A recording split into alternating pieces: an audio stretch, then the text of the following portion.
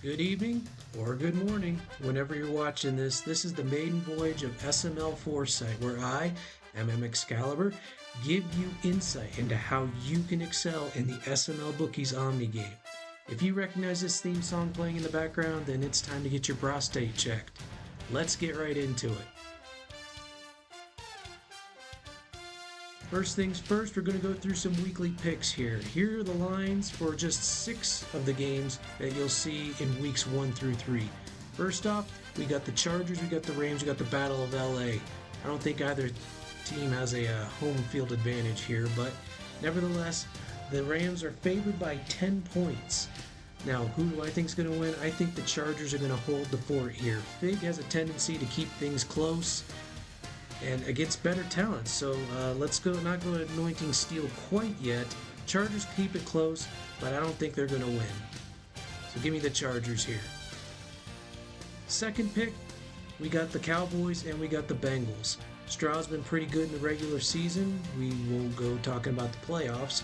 Mike has kept things close more often than not. Give me the simmest player in the league to keep it closer than expected. Cowboys and the points. Our third game, starting with week 2, we got Buffalo and Miami. Miami's favored by 2 points here.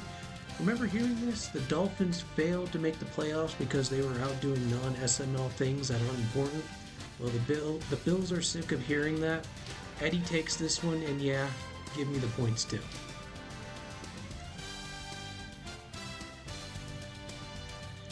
Our fourth game, we got the Broncos, we got the Jaguars.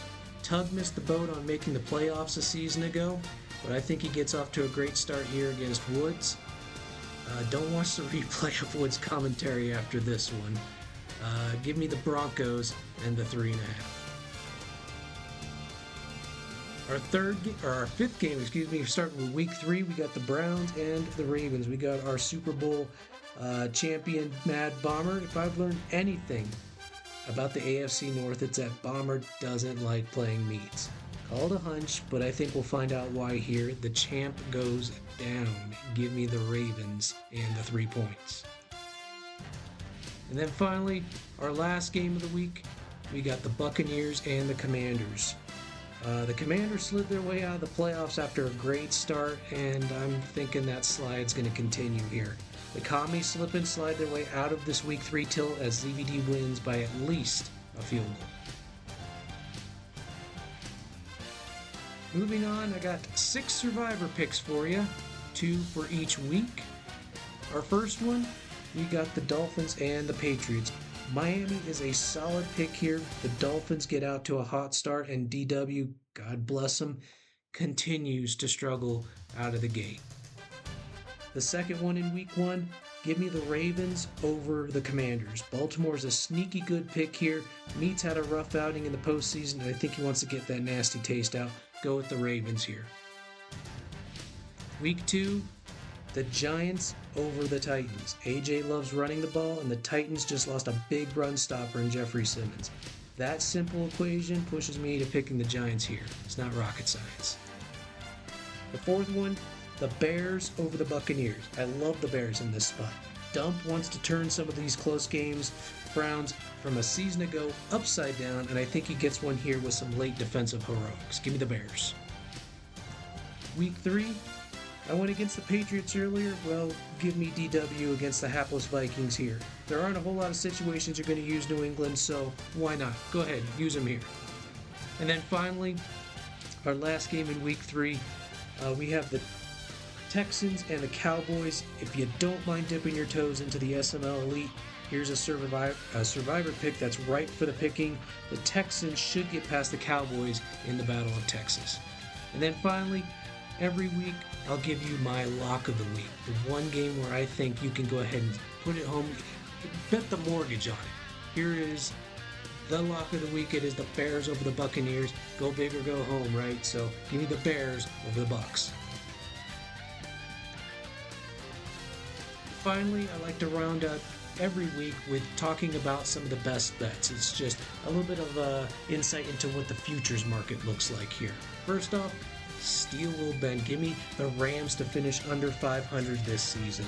The next big thing is going to be the next biggest flop. I'll take a trip out on a limb and say the Rams go under 500 by the end of the season. Next up, the Raiders. They're going to return to glory and they're going to win the AFC West. Was that trip to the Super Bowl a fluke for Raider fan? I don't think so. I hate the Raiders with a passion, believe me, but thankfully this is make-believe football. Give me the Raiders to win the AFC West this season. Third, the Vikings are going to own the number one pick. Coop is going to have his hands full trying to make chicken salad out of chicken excrement this season, but come draft time, he's going to have his hands full with a lot of high draft picks. Fourth, we touched on a little bit earlier, the Bears. I'm buying into the Bears this season to make the playoffs and run the Lions into the ground at least once this season. Now please note that running Prime into the ground is going to be thanks to a last-second field goal. And finally, this does me no... I hate to say it, but yeah. The Falcons are going to rule the roost in the NFC South. I talk a big game in chat, but Savo and the Falcons are going to win the NFC South after a disastrous end to their season last time around. Much to my chagrin, Josh Allen is going to make a big difference. All right, that takes care of our first week of SML Foresight. Good luck and happy picking.